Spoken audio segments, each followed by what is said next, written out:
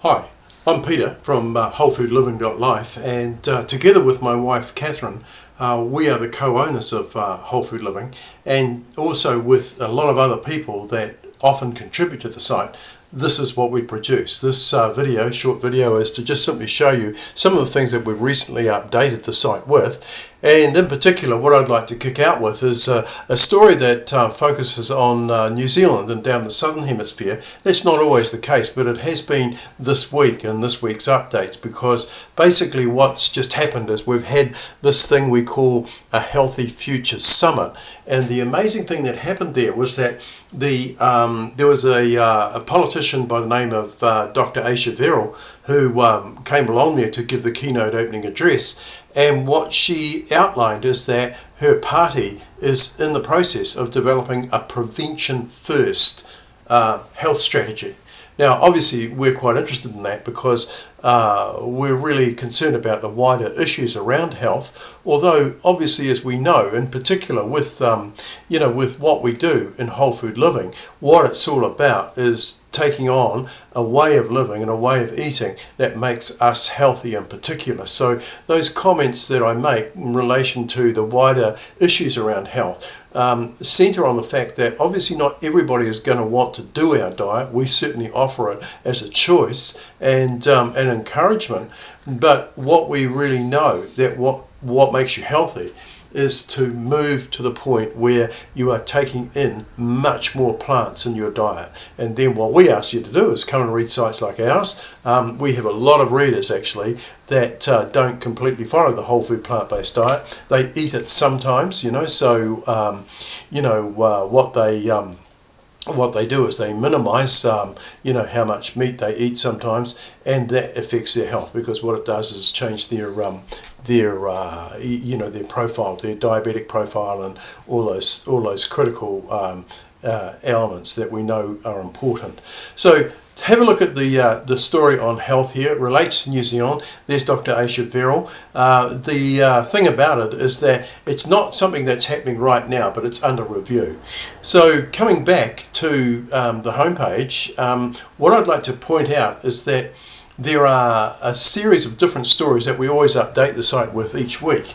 From Catherine's point of view, it varies just like it does with me, of course. For her in particular at the present moment, what she's looking at is there's increasing concern in New Zealand anyway that there's an impression getting across that whole food or food, plant-based foods basically in general are just becoming more and more expensive, that the whole issue is too expensive for some people to take up. And so what she started doing is having a look closely at foods that we know will fit really low level budgets. And for ourselves, of course, what we do is we always try and cook things ahead of time. That doesn't always happen, but the value of doing that is that it doesn't mean that you're cooking every day. And in this particular case, what she's done is come up with a roast vegetable, what she calls a roast vegetable reinvention.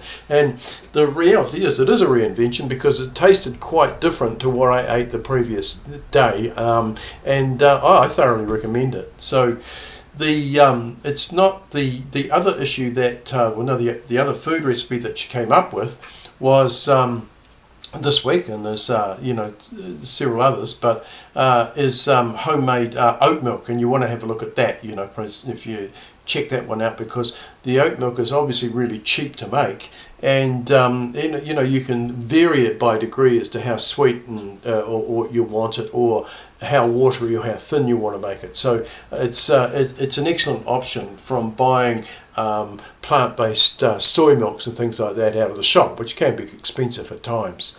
So the thing one of the things that a man that we often report on is what Dr. Darren Morton is doing, from Australia. But the story here is that Darren is having a look at light and the value of how important light is to us in terms of our mood and everything. So around here, and I'm wearing my beanie today because basically it's getting a bit colder and we're expecting a storm to come in. It's an early one of the spring storms, and sometimes they can be quite bad in New Zealand, as it can be anywhere else, of course. But what Dr. Darren is looking at is just how much light that we actually need to maintain our mood and what it can do for us. Darren works at a place and is in partnership on a thing called the LIFT project. Now, the LIFT project operates worldwide. That's Dr. Darren there on the right hand side, and it's something you should check out because they have some fantastic well-being programs, and they're a great operation. Darren himself is a really colourful man. He's a great speaker and internationally sought after. He is going to speak at the American College of Lifestyle Medicine conference in, I think it's in Texas later this year. So watch out for him.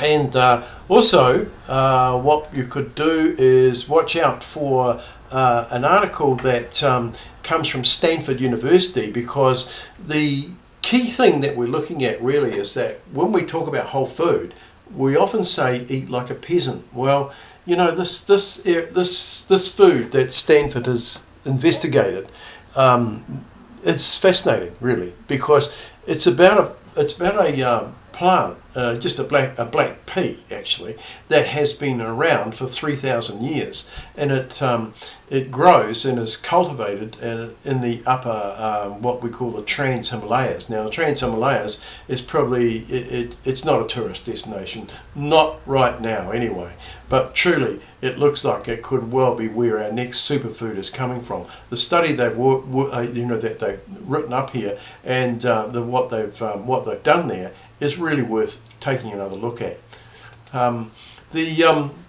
The whole thing about whole food living is that we cover a wide range of things, and we promote, of course, people that we've been associated with. In particular, what I'd like to point out is for New Zealanders, if you're looking to optimise your health and review it more carefully, check out the man that made our own, drew Catherine and I into understanding what whole food is about and how we can use it to change our health. That's Dr. Mark Craig, and this is him here, and you'll find him on the front page and connected there. Mark specifically is he's a plant-based doctor. He's a very active lifestyle person, very active cycler and sports person and that.